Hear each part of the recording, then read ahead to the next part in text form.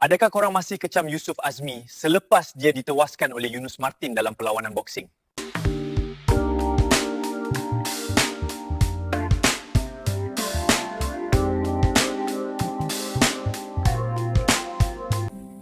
Sila dengar sendiri kata-kata Yusuf Azmi selepas menerima kecaman hebat dari netizen.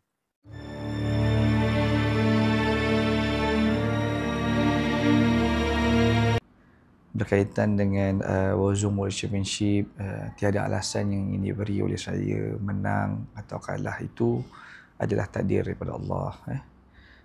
Matlamat saya untuk Warzone World Championship ni hanyalah sekadar untuk menaikkan nama Warzone World Championship dan menaikkan nama fighter-fighter di Asia. Jadi Alhamdulillah Allah SWT telah berikan.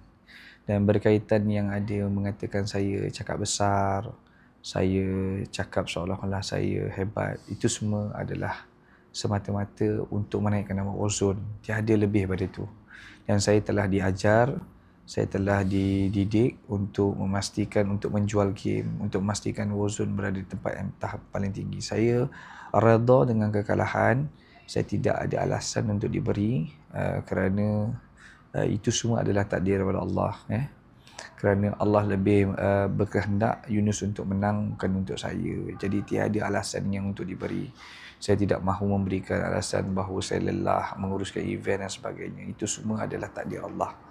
Allah berkemungkinan ingin beri kemenangan, Allah juga berkemungkinan berikan kekalahan. Itu adalah takdir dari Allah. Jadi apapun, apa yang diharapkan oleh seluruh ahli keluarga Warzone World Championship adalah untuk Warzone ni berada di tahap yang sangat tinggi. Alhamdulillah kita percaya. Dan bagi yang kecam-kecam saya, yang cakap tidak baik tentang saya redha ke atas apa sahaja yang kecaman yang berlaku, kerana itulah mungkin antara asbab untuk saya tahu bahawa untuk kita naikkan satu-satu combat sport ini, saya perlu melalui proses ujian ini. Jadi saya syukur akan nikmat dan saya berterima kasih kepada semua yang terlibat, Warzone World Championship, Baku Hantam, Sok Pau, semua ahli keluarga Warzone, semua ahli keluarga Baku Hantam, the whole fighter from Malaysia, Indonesia, Thailand, India dan juga China, semua yang terlibat, dan termasuk badan-badan yang terlibat, KBS, PJS, Tourism Malaysia, dan juga Persatuan Montan Malaysia, Persatuan Montan Negeri Sembilan, Boxing Malaysia Federation, dan semua yang terlibat ini saya ucapkan terima kasih banyak-banyak. Tiada alasan yang beri apapun matlamat untuk Warzone berada di tahap yang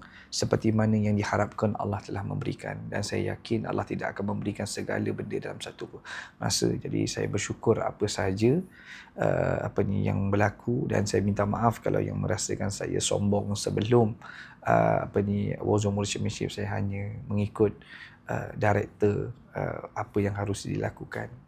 Demi Allah, I'm not the real fighter in the rings. Saya bukanlah fighter yang boleh duduk di atas ring, tapi Alhamdulillah saya cuba dan saya usaha. Selebihnya saya serah pada Allah. Dan terima kasih kepada yang kecam-kecam saya maafkan. Semoga kita semua memahami setiap daripada takdir Allah itu adalah daripada Allah Subhanahu Wa Taala sendiri. Jadi saya terima ujian ni dan saya anggap ini salah satu perkara yang sangat baik untuk diri saya, dan saya sangat bersyukur. Dan insya-Allah Warzone World Championship yang kedua yang akan bakal berlangsung di Jakarta, Indonesia. Adakah anda tunggu? Okey, jadi tunggu Jakarta Warzone World Championship. Assalamualaikum.